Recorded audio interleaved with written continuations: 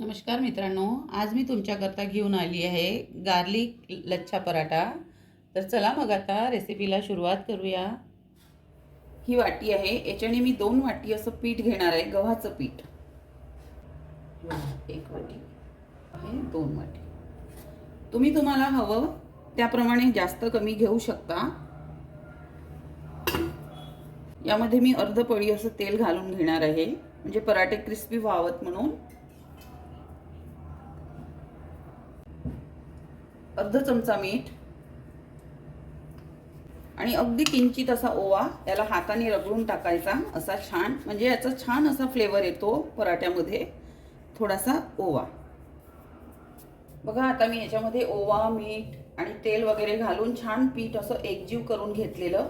आता याच्यामध्ये आपण थोडं थोडं पाणी घालून छान याला भिजवून घेऊ.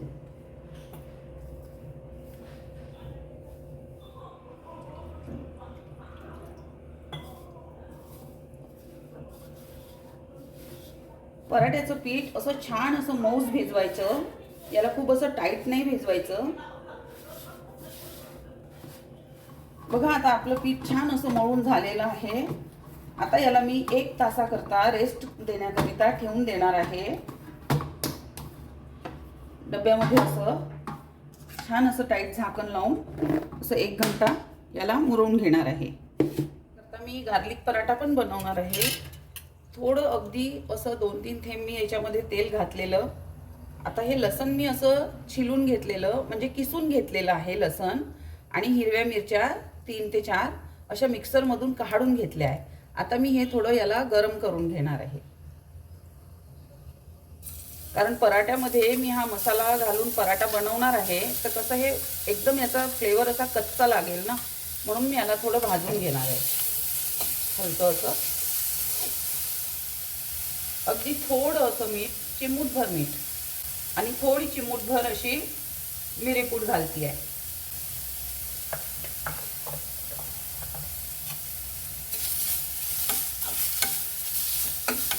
बघा आपलं लसूण आणि मिरची आता छान अशी भाजून झालेली आहे. आता मी याला काढून घेणार आहे. बघा 1 तास झालेला आहे. आता हे पीठ आपलं छान असं मुरलेलं आहे. याला आता काढून घेऊया.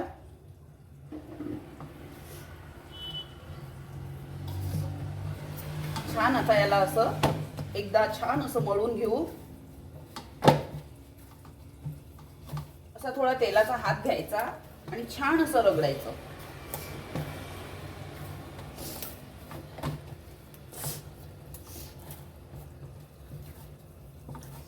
पराठ्याचं पीठ जितकं तुम्ही मऊ असं रगडून घ्याल तितकेच आपले पराठे छान चविष्ट आणि छान बनतात.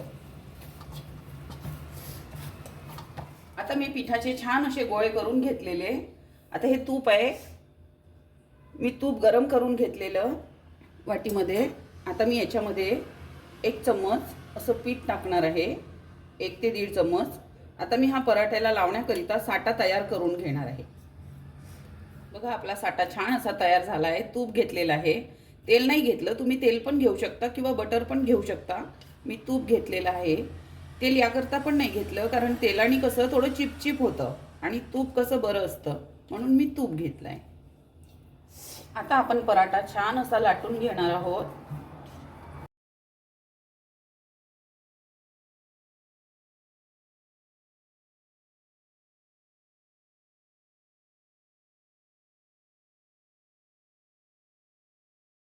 बघा आता आपली पोळी छान अशी लाटून झालेली आहे. आता आपण याला जो साठा तयार केलेला तो याला छान असं लावून घेऊया.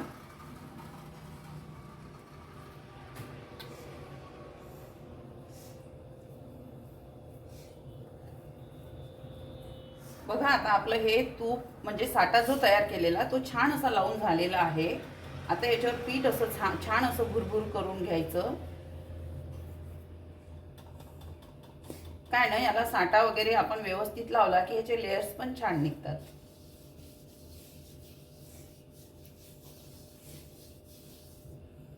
आता ही पोळी अशी सरळ करायची, मग अशी करायची, अशी, मग परत अशी, अशी, मग परत अशी, असं करत करत पूर्ण पराठा आपल्याला जमा करायचा आहे.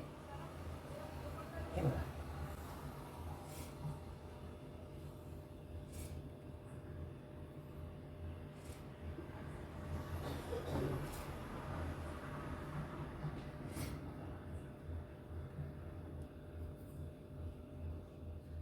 आणि हळूहळू हाताने असं दाबून घ्यायचं. छान असं बघा, असं दाबून घ्यायचं. अगदी अलगद हाताने असं हळूहळू असं दाबून घ्यायचं. आता याचा छान असा गोळा करायचा, असा राऊंडमध्ये राऊंड शेप द्यायचा असा.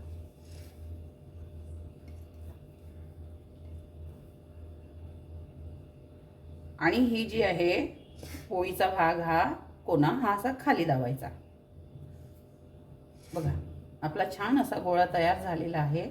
आता याला अगदी हलक्या हाताने असं प्रेस करायचं. बघा असं.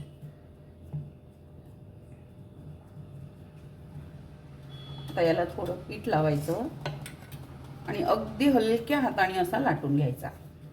अगदी जास्त जोराने असं प्रेस करायचं नाही. काय होतं ना, त्याचे जे लेअर निघत नाही मग व्यवस्थित. अगदी हलक्या हाताने लाटायचा. बघा, आता आपला पराठा लाटून झालेला आहे. बघा, आता तव्यावर पराठा असा घालून घ्यायचा. हा नॉनस्टिकचा तावा आहे. तुम्ही लोह्याचा पण यूज करू शकता किंवा मग जर्मनचा पण तावा येतो, तो पण यूज करू शकता.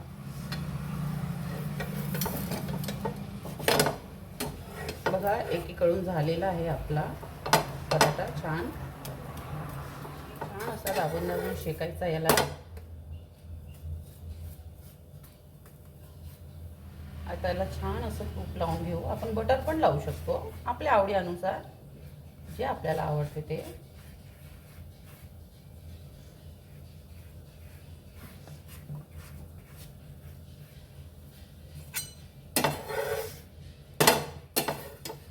बघा, याचे लेअर छान असे दिसत आहेत. बघा, हे बघा.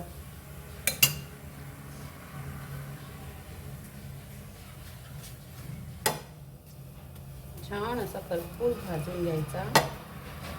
हे बघा, याचे लेअर सुटणं सुरू झाले. हे बघा.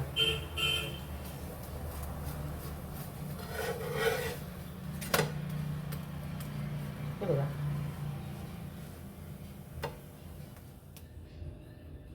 बघा, मी दुसरी पोळी पण छान अशी लाटून घेतली आहे. याला छान असा साठा लावून घेणार. सर्वीकडे बरोबर लागायला पाहिजे. त्याने काय होतं ना, आपल्या परत व्यवस्थित सुटतात. आता याच्यावर थोडं पीठ असं घालून घेऊया. आणि ह्या मिरच्या मी मगाशी तुम्हाला भाजताना दाखवलेल्या, हे मी छान याला लावून घेणार आहे. हलक्या हाताने असं फिरवायचं, म्हणजे जेणे की हे याला चिपकून जाईल. असं फिरवायचं. थोडंफार निघतं ते, पण असं तरी असं फिरवायचं. आता काय करूया, आपण याचे छान असे पातळ असे काप करायचे. तुम्ही जितके पातळ करू शकता असे पातळ काप करायचे. बघा, मी पूर्ण कट करून घेतले आहे. आता याला हळूहळू असं जमा करायचं. असं, हे बघा, असं जमा करायचं.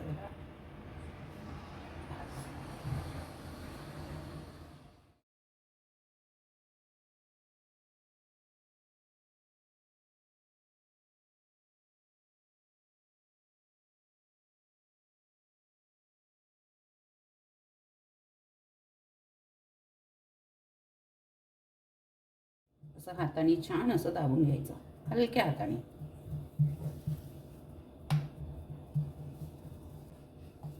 आता याला थोडं पीठ लावून छान असं बेलून घेणार आहे. बघा, छान आता आपला पराठा लाटून झालेला आहे. आता याला मी शेकून घेणार आहे.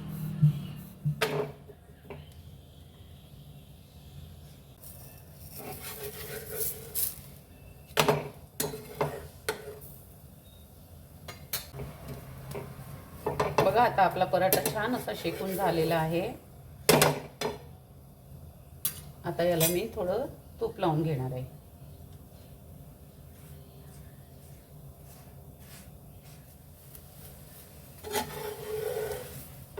हे बघा, याचे लेअर सुटायला तयार झाले आहे. हे बघा, हे बघा, याचे किती लेअर दिसत आहेत. हे बघा.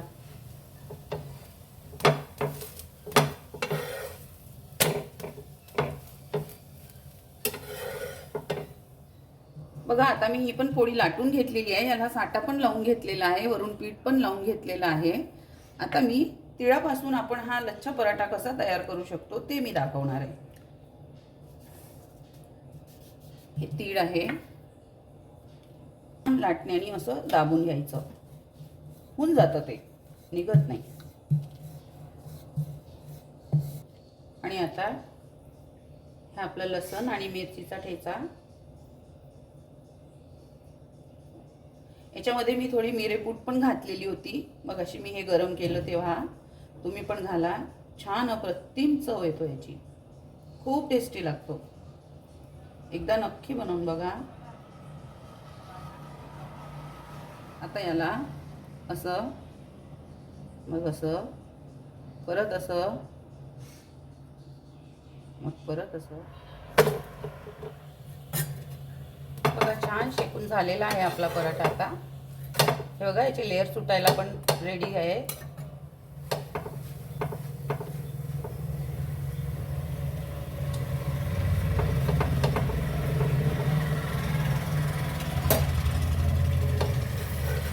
बघा